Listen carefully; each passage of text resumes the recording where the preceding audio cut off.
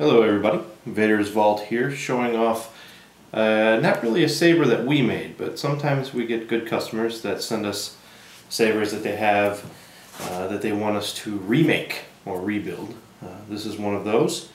This is a customer of ours who actually bought one of our very first sabers several years ago and is so happy with it he wanted to send us one of his other acquisitions to have us put our touch on it. And what he sent us was a JK-Sabers Sithstalker saber. JK-Sabers is known for doing several versions of both the Sithstalker and the Starkiller, as well as several other sabers. And he happened to get this beast. It is a very long saber, and it's fairly massive with the 4 claws on the emitter, which is different than our version or the game version, which has the 3. The saber was very well machined, but the electronics in it were simple. It was just a stunt, and he wanted to have sound put in it and a few other cosmetic features like a crystal chamber and a better LED. So when we finally got around to doing the rebuild, as it sat here for quite a while with our build log, I kind of wanted to change up the whole hilt without totally re-machining everything, but I did take off the grip, which was more of an electrical tape style grip over some foam that was on there originally, and then I machined down the hilt. I turned it down to give it the raised rings that is a trademark of the Sithstalker, and I milled it for a crystal chamber up here at the front. Let's see if I can get it close up to the camera there so you can kind of see some of the detail and the treated red quartz crystal that's in there, and it is backlit with a blade matching LED that is also tied to the blade, so all of these shimmer and flicker effects that happen in the blade are mirrored in the crystal. It is powered by a Petit Crouton from Plecter Labs. It is the version 2.0.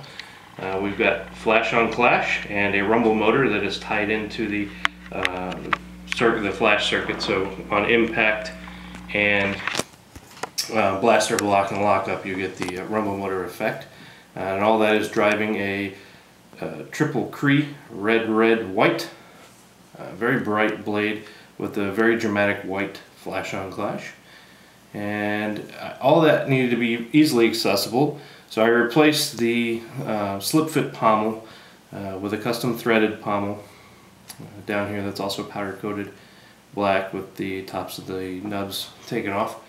So the customer can access the rear chassis, which is a Delrin sled that was machined to house the AW14670 stick pack, the rumble motor, and the soundboard, all in one nice convenient package back here.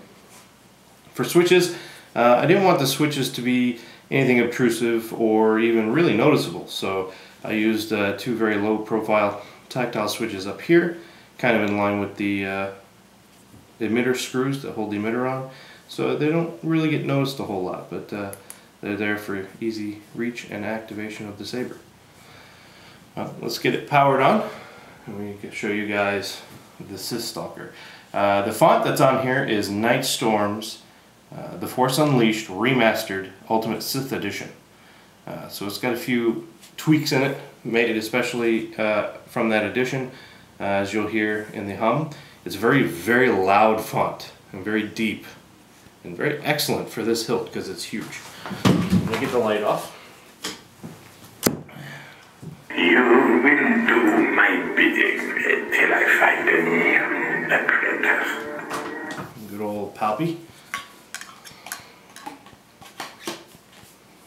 Okay.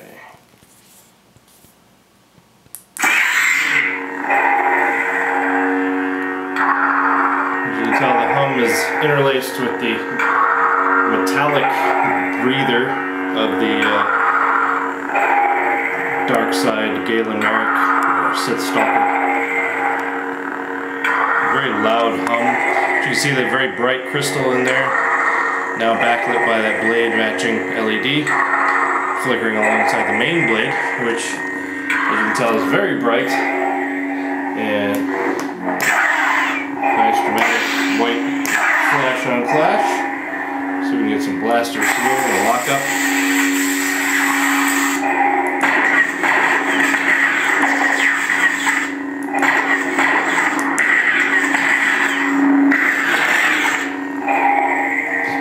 Very cool font. You can find that at saberfont.com along with a lot of other great fonts. This was a pretty fun rebuild. Had a lot of challenges to overcome, but in the end I think it turned out to be a pretty sweet rebuild. And we hope he enjoys this saber as long as he's enjoyed his other one. Thanks again from Vader's Vault.